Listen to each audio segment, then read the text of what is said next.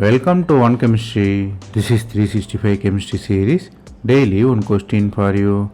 Here bridged system is given with borane and variable side chain and side length. It's a tricyclic compound. You have to find the IUPAC name of it. Finding the IUPAC name is interesting because there are many questions inside. How to count the number of carbon, whether you include boron or not, and where you start the numbering. So all the question must be accounted. The answer is 9-bora bicyclo 331 nonane. The nonane comes from the fact that you should account the boron as carbon, so totally 9 carbon.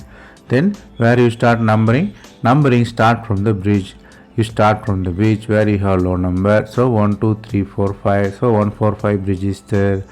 Then how you account the total carbon? You start from 3 cycles, so 3, 3, 1, 3 side 1 carbon, 3 side another carbon, 1 is the boron, it accounted as carbon. Then the numbering in the descending order, so the name established as 331 nonane. Here the concept you have to learn here is, in the ring you should consider heteroatom as the carbon and numbering start from the bridge.